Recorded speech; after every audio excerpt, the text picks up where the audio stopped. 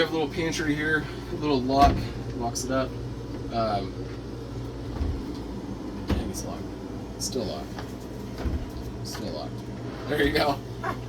Alright, little pantry there. So, this fridge is really cool. Tom actually showed this to me earlier. You're about to be mind blown. It literally opens up on both freaking sides. Check out how cool that is. The fridge is the same way. Both sides open up. That is the coolest fridge I've ever seen. The fridge runs off propane and electricity. You'll see here on the front, you have this little touch screen. So it's on auto, which means it is automatically going to know internally if it needs to pull off the campsite power or the battery power. Now, when you're pulling off battery power, that's propane. Because the propane keeps the battery going. The battery keeps the propane going. This is your real temperature setting. I recommend just having it on about a 3. That's the mid section. You can auto switch it over to, like, you know, whichever one you want. I just leave it on propane. Sorry, leave it on auto. It's going to automatically know what to pull off of. It's going to a little electrical cord right there because we're plugged into the campsite. So you can see it is a pretty good sized fridge. Not bad. One of the cleaning rules is during your trip, and you'll get this when you come to check in, you got to clean up after yourself. So wiping out the microwave and wiping out the refrigerator should you make an excessive mess in the unit. You do have to wipe your mess down before you bring it back. Okay, coming into the back here, we do have the toilet on this side. You can't get into the toilet by opening it this way, unless you're like super small like me. You can come and see the bathroom. See, it's a pretty good size. And then what's pretty cool about it too, this little, you have a little latch here on the bottom that will open, and this goes like that, which is pretty sweet. But when you're traveling, you must remember to take that back to that position and lock it back into place. So that's like if you're don't want anybody seeing you, you just flip it over. It does come with this little built-in toothbrush holder. It's pretty cool. A little tiny sink, but gets the job done. And then once again, you do have another light switch here on the side. You also have a water pump switch here too. This water pump talks to the other water pump. It all goes to the same water pump. You have your fan controls. So for this fan, you can take air out, not air, you can take your nasty smell out. And then right here, you have your toilet flush. This is a nice ceramic toilet. To flush, you just, well, that's to fill it up, but then to flush it, it's the next one over. Just like that. Yep. And then to fill it up with water, you just push the button. Well, the water pump has to be on. It's water pump on. I'm filling the toilet. Filling it to whatever level we're going to need. That's it. Just like that. And I'm done using the water pump now, so I'm just going to turn that right back off. We do provide you with some high quality to apply, you know, Costco toilet paper for no reason at all. Should wet wipes go in the toilet, feminine products, diapers, nothing goes down my toilets but this toilet paper. If you have to buy more toilet paper on your trip, you're going to go to Walmart and you're just going to buy 2-ply toilet paper from there. I'm serious, if you use anything other than that toilet paper or RV specific toilet paper, it will clog this camper because it has a master heater system. Next up is the shower. This will actually close off the middle room there, just like that. Shower's pretty cool. You got plenty of stand-up space there. I mean, that's like tons of room. This is your shower curtain. This just goes right like that. Locks into place. And then when you're done, you're gonna guide it back into its little cubby. You have high quality, you know, hose, all that. So it's a really nice shower, but and then to unlock it, just pull it up from the top there, and then push it in. You do have plenty of wardrobe space. Pillows come in this coach. Plenty of drawers. I mean, they all just open up. When you rent with this camper for the first year with us, it is gonna have like random, like just dirt building material that just like falls out. Like this, we had just cleaned this and it's already got like black specks in it from something. Black specks, sawdust, foam. Just be ready for that. Like, it's not that we didn't clean it, it's just things shift around because it's a new build. Okay, all of these bins, they open by squeezing the bottoms, opening up like that. This is your cushion. So when you're reading your manual and how to do the bed in the front, this is the cushion that it's referring to, and that is stored right back there. You do have this top window here. These open just by dialing and turning them. Do not travel down the road with these open. Just like in the front, it has two separate screens. This does have a bottom window as well. This is the curtain. You can choose to do whatever you want with it. Separate TV in the back. You do have, this is Tom's favorite part, it's got a little recliner. If I push the right button, it's got a little recliner that's gonna prop you up. So like, this is a pretty bougie coach. This thing's nice. Alright. And you notice I'm still being patient with it. I'm not getting up while it's still retracting. So now I'm going to teach you how to use the bed, the Murphy bed. You're really just going to take all these pillows. You're just going to kind of put them out of the way for right now. One thing you want to be cognizant of is your luggage. You don't want your luggage rolling around back here, hitting the walls, none of that. We're super strict when it comes to damages. Like, if you scratch at the walls, like, I'm sorry, but we're gonna have to charge you to fix that. So you want to make sure it's in a good area and it's not gonna roll around. You see here, all these are now pulled off the wall. And then I'm gonna take this little remote and I'm just gonna feed it through right here, just to make sure it is all the way good. Just making sure these are completely flush. And then from there, I'm going to grab this little black handle, pull on it, and then this folds right on down. Just like that. That's pretty sweet. And then you have a queen size bed back here. You have USB charger ports over here. You have more storage. Pretty sweet. When you come to pick this up, this will have a mattress protector on it. I got to do that tonight before the next renter picks it up tomorrow. So that's really it for the inside of the coach. If you have any questions, make sure you write them down so you can text them to us before you pick up or ask me on the day of pickup. So we'll go outside now. Okay, so now we're going to go over the outside components of the leisure travel van. You remember inside I talked about this being a diesel vehicle? Each diesel vehicle is going to have what's called a DEF system, which stands for diesel exhaust fluid. What that does, it just cleans the diesel, makes it run a little bit better. You'll notice on the engine here, you don't have to worry about any of this. Don't mess with stuff in here, none of that. We check all the fluids and all that before you take off. The only thing I need you to worry about is this right here. On your screen, on the dash, it's going to have DEF level. Just like a fuel gauge, it's going to have a DEF gauge. If that DEF gets to the half tank level, you're going to need to stop at a truck stop or at Walmart and buy DEF. It's super easy to find. It's in the automotive section. If you're needing me to clarify what that is, if you come across that situation, you're going to text me a photo of the DEF bottle, and I'm going to tell you if it's good or if it's bad.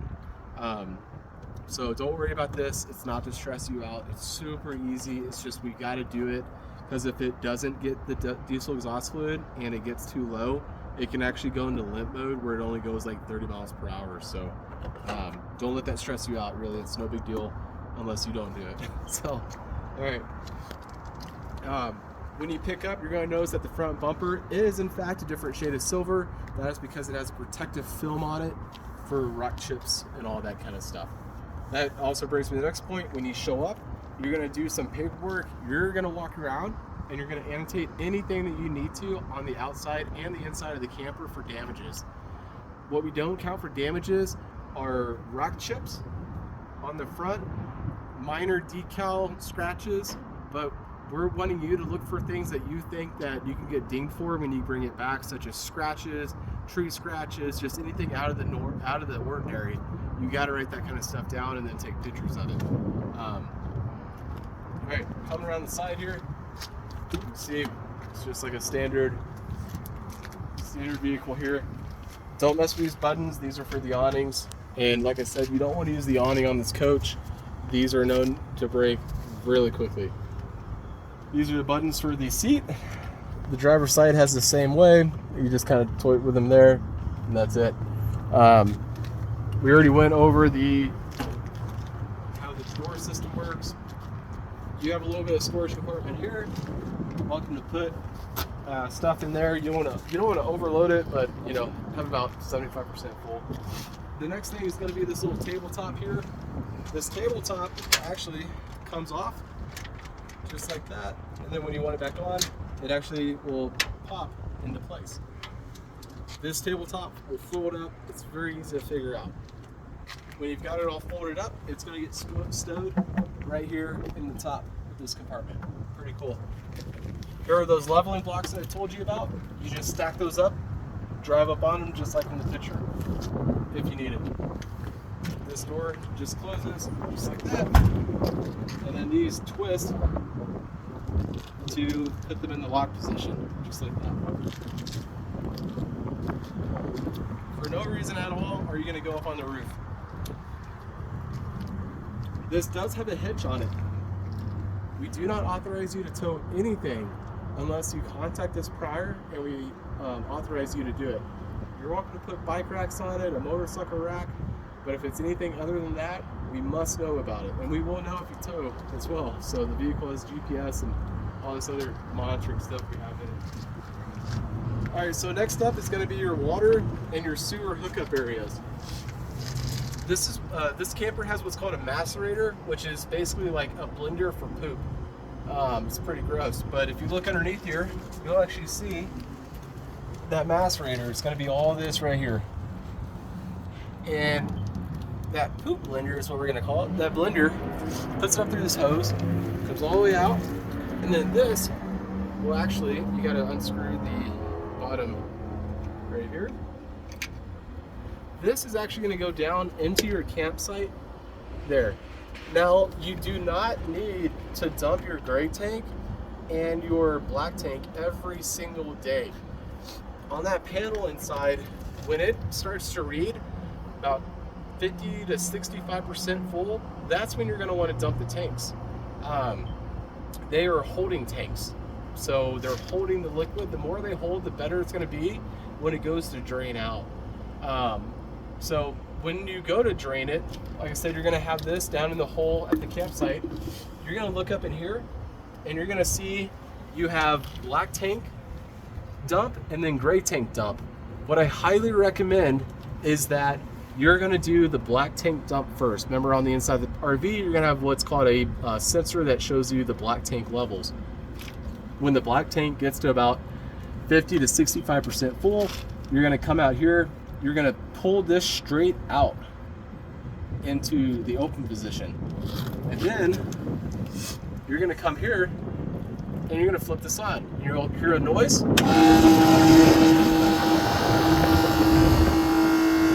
That is dumping, that's pulling the fluids out and it's putting it down into the campsite. Now, when you do not feel any more fluid coming out, you're going to turn that macerator off. If you leave it on, you'll burn it out. And if you bring back the macerator and it's been burnt out, that's probably about a $400 job. So make sure you do not leave it running when it's no liquids coming out. When you're done emptying out the black, so the sewer, you're going to come back over here and you're going to push this valve. You're going to push this straight back in. And when it's open, it's gonna be stuck out to about right here. So you'll know it's open, but just push it back in. And then you're gonna go to the gray and you're gonna pull the gray straight out. And the reason is you want that sink and the shower water to run through the poops slinky here to kind of clean it out a little bit. When, same thing, open up the gray valve, flip that on. When you can't feel any more coming out, turn it off. You'll notice how quickly I just turned that off because I don't have anything going through it and it's just dry. So pretty easy stuff. This is a travel van. It's not a camper. It's made to go from point A to point B, point A to point B, like really quickly, overnight stops. That's why it has this macerator system and this kind of hose.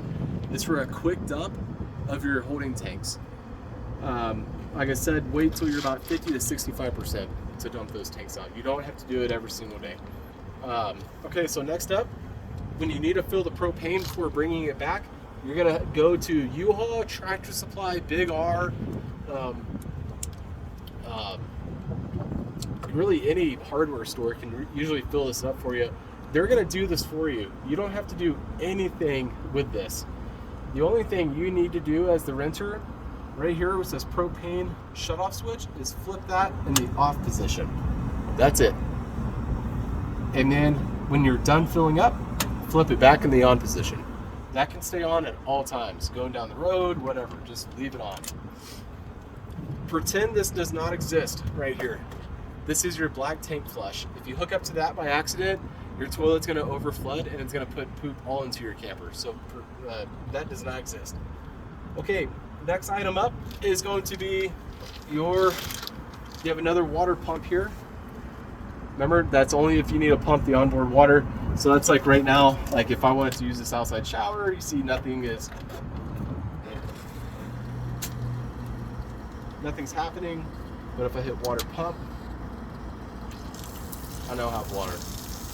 And the second I turn that water off, bye-bye water. So it's pretty cool. You can like shower your kids off outside instead of letting them inside the camper. So, or your dog. All right, so the next thing up is going to be your actual campsite water. You'll notice the water hose goes through an opening in the bottom there, comes right up, nice and tight on there. This is going to go into the campsite water spigot itself. Pretty easy stuff. Remember, if this is hooked up to campsite water, do not have your water pump on. All right. Next up is this little switch right here. You'll see this is, right now it's in normal mode. If I'm hooked up, I read my panel inside the camper and it says that I am 20% on fresh water in my fresh water tank and I want to fill it up before I leave the campsite. I would literally just move this lever this way to fill up the water tank from the campsite water. And then when I'm done, I'm just gonna move that right back down to normal. And that's it. Your water pump will not work if this is in that position. So if you left your campsite, you want to take a shower in the Walmart parking lot like a weirdo, or just whatever you're doing, you want to check that out. Make sure it is in the normal position. All right, next up, the tires. You make sure the tires have plenty of air pressure. It's a standard before you take off. You're riding a rear dually wheel, so it's pretty stable to ride. Next up is your electrical hookup. This is what's called a 30 amp cord. They're nice and snug in here. And then we're gonna go over to the electrical power pedestal, show you what that looks like. All right, so when you're at your campsite, you are going to use this guy right here. This is called a surge protector. So how that's gonna work is, and I know my power in my yard's pretty good, so I don't use one of these. Before you get to your campsite, you're going to take this, you're gonna go to your 30 amp. You see 30 amp has 3 prongs. Those 3 prongs. 4 is a 50 amp. Now, if your outlet, well, your inlet at your campsite, if it looks like it's burnt, fried, or just really old and not like safe, like you wouldn't hook up your $200,000 coach to it, don't hook up my coach. Go to the front office, tell them that you need a new campsite. So if it does look like this, what you're gonna do You're gonna flip it in the off position. Then you're gonna take this surge protector, pop that in there, flip it on. This is gonna tell me a little code here. So I have one blue light. So it tells me blue on, red off, correct wiring. So I'm good. So pretty much if you have anything other than one blue light, tell them you need a new campsite spot. So now that I know that I'm good to go on electricity, I'm going to turn it off because you never want voltage as you plug in. Plug in your camper, flip it right back on. You have a blue light on the end of your power cable as well when you have electricity going in. That's all there is to that. You're also going to get this little adapter. It's a 15 amp to 30 amp. So that's like if you want to pick it up and then plug it into your house the night before to make sure the batteries are fully charged and fridge stays nice and cold, you're not using your propane and battery life, you're going to use that guy. And that's going to be inside your coach. Alright, so going back to the RV, I know there's a whole lot to go over in this video, but trust me, it's way better than doing it day of. You're going to notice here you got a couple of random items. Little slinky if you want to prop up your macerator hose a little bit better, you can use that. You do have a water hose extension as well. Next up is your generator. Your generator is running off of propane.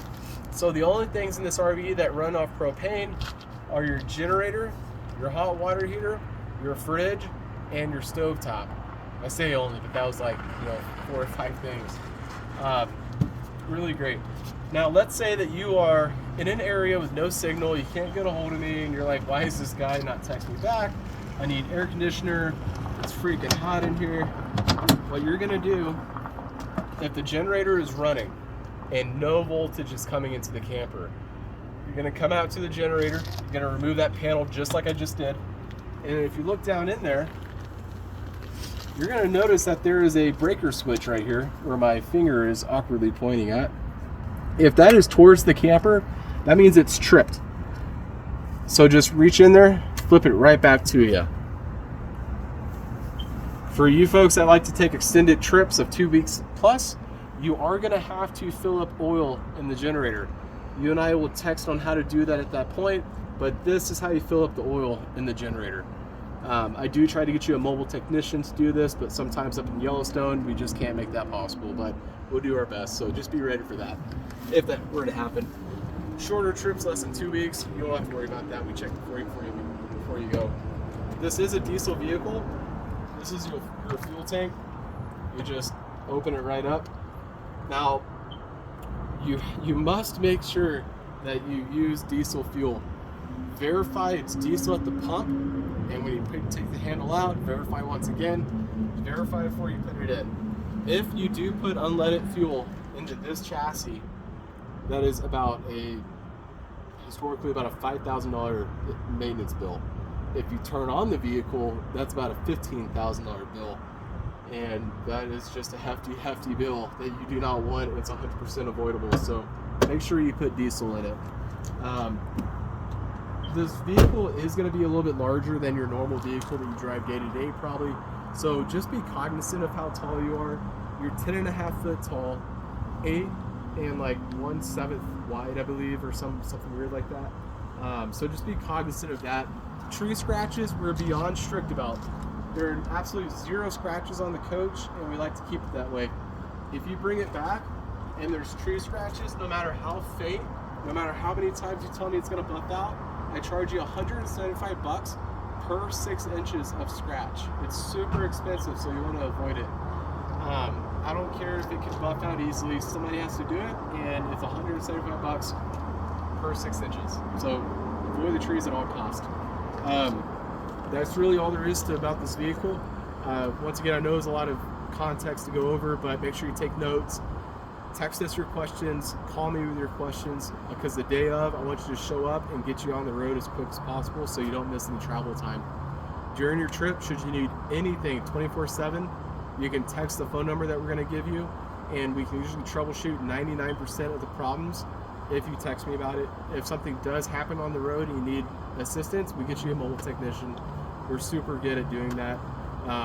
But other than that, we look forward to hosting you, and I appreciate you for choosing my company. Have a good day.